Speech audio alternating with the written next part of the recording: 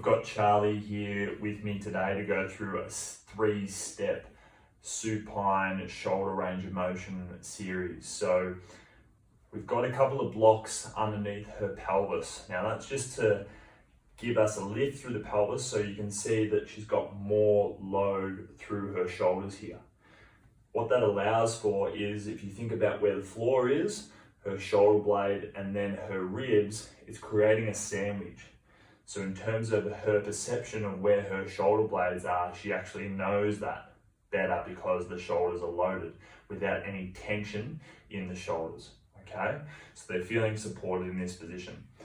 Now with the first step, our starting position is the arms 45 degrees of abduction, wide, away from the hips, okay? The palms are facing up towards the ceiling.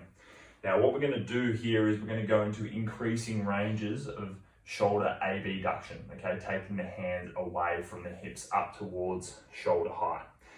As we do that, we want to check in with 3 things. We want to make sure that the rib cage is not elevating up towards the throat. We want to make sure that the shoulders aren't elevating towards the ears, so we're maintaining that space. And then thirdly, we're not squeezing the shoulder blades together, okay?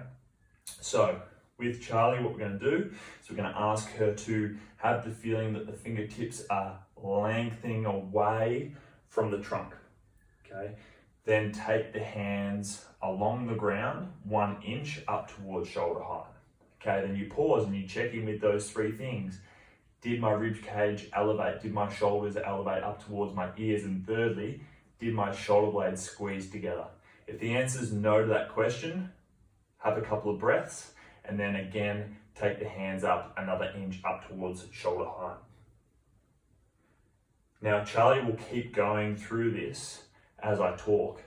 Now, the 3 things that we're looking for: no elevation of the rib cage, no lifting of the shoulder blades up towards the ears, and no squeezing of the shoulder blades, okay? Now she's getting a sense for that because her shoulder blades are sandwiched between her ribs and the floor, loaded by the hips. Now I've got a couple of blocks there. At home, you can use a thick book, okay? But we want it to be a firm surface. Now getting to that shoulder height is really good. Some people will be able to go beyond that, but it's really important that you're thinking about the quality of the motion, not about the range of motion, okay? So no elevation of the rib cage, maintain this space between the ears and the top of the shoulders, no squeezing of the shoulder blades together. And what you'll notice, especially if you've got hyperactive traps, they can be silent, again, because of the loading and the relaxation, okay? And if we can continue breathing into our abdominal wall, then we're making sure that we're not activating the accessory muscles of respiration, okay? We don't want those to be active, we want them to be silent.